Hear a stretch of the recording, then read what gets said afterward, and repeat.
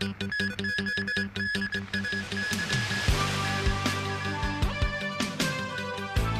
people of Scotland have spoken, and it is a clear result. They have kept our country of 4 nations together. And like millions of other people, I am delighted. Let us not dwell on the distance we have fallen short. Let us dwell on the distance we have travelled. Scotland says no to independence. Senior Beijing leader spells out challenges facing Hong Kong. And a very bad air day in the SAR.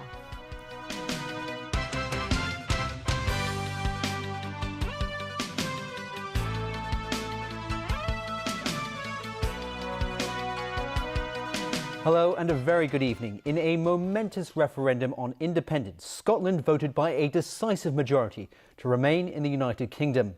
The decision prevented the end of the historic union with England and brought huge relief to Britain's economic and political establishment. Still, the result has unleashed a new political dynamic in Britain, with London under pressure to make good on its promises to Scotland, while offering more power to other regions, including England. Loud cheers from the No camp as it became clear Scotland is staying in the United Kingdom. They shouted the loudest, so it made it seem like it was a majority, but we're obviously the silent, dignified majority, and we pushed it through, and it just shows that Scotland loves the UK and the UK loves Scotland. So in Scotland's largest city, Glasgow, a quiet hush descended on those hoping for a yes majority and independence from Britain. There's a lot of intense emotions. There's been a lot of intense emotions going on for some time. I felt like crying so much of the time. I still do, but I'm so proud of everyone here. We worked so hard. In the end, it was a decisive victory for the Better Together campaign, as Scots voted 53.3% in favour of remaining in the UK. The Yes campaign, spearheaded by Scottish National Party leader Alex Salmond, garnered 44.7% of the vote. Salmond didn't disguise his disappointment at coming so close, but praised the way the referendum had been conducted. I think the process by which we have made our decision as a nation reflects enormous credit upon Scotland. A turnout of 86% is one of the highest in the democratic world for any election or any referendum in history. The leader of the No campaign was glad Scotland chose to stay. We have chosen unity over division and positive change rather than needless separation.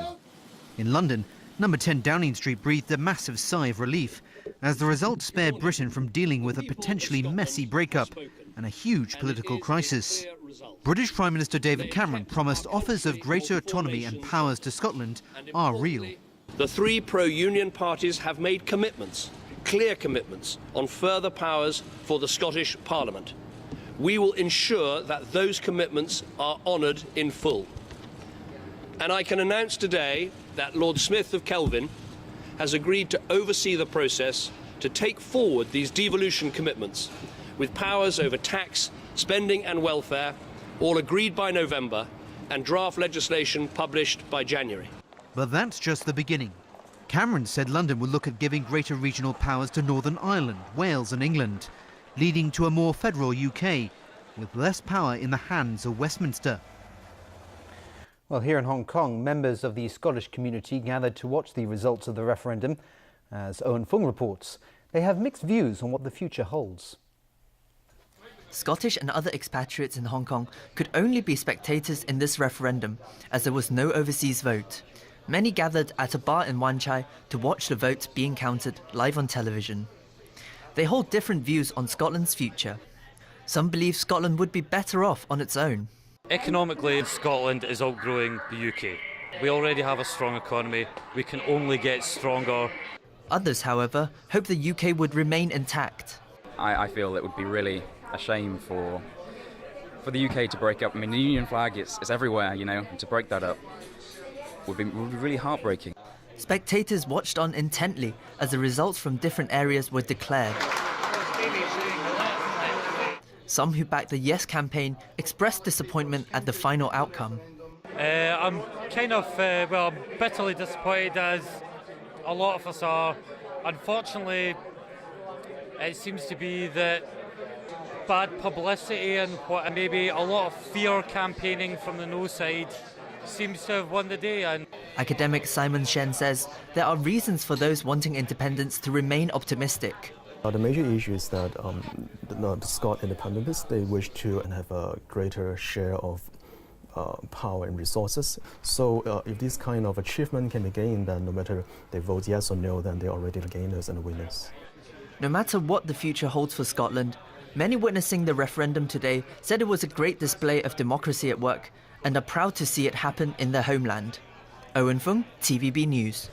To other news now. The National People's Congress Standing Committee chairman is said to have clarified the meaning of love the Hong Kong, love the country and love Hong Kong in a meeting with members of a pro-establishment party today.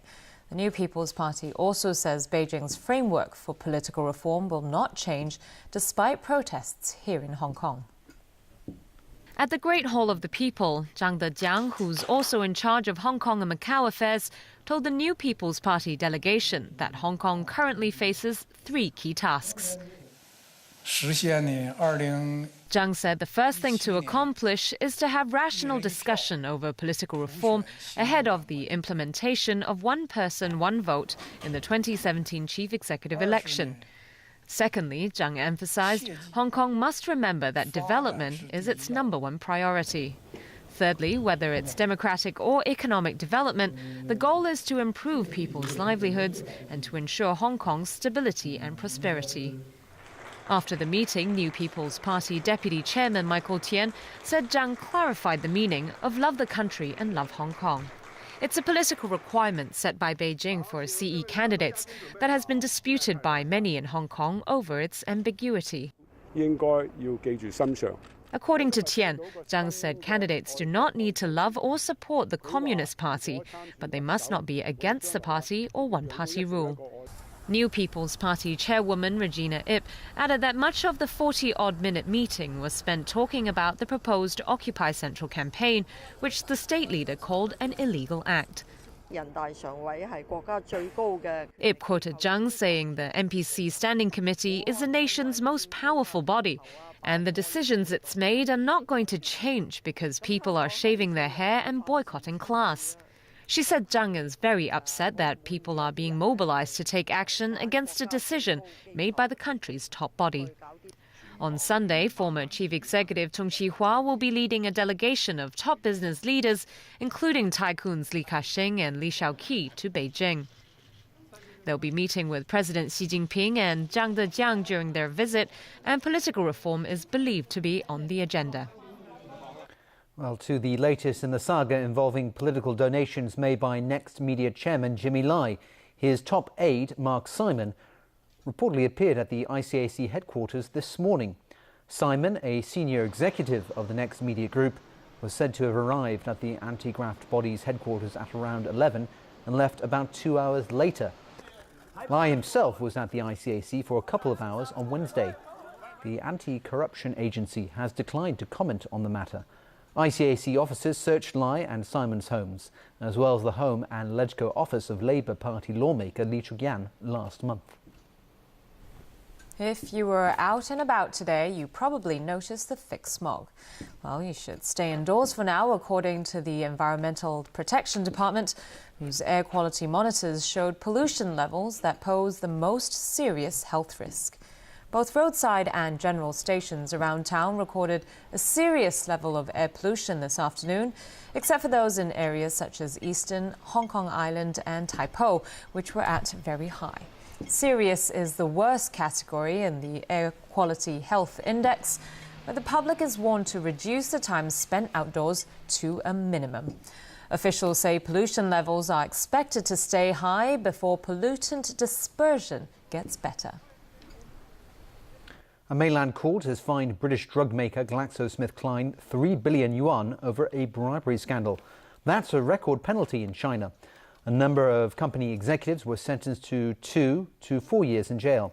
The case involved the firm's salespeople paying doctors, hospital officials and medical institutions to use GSK products. And still ahead in the news tonight. The US Senate approves arming Syrian rebels to fight Islamic State militants. Market buzz as Alibaba set to make its debut on Wall Street. And Lina calling it a career.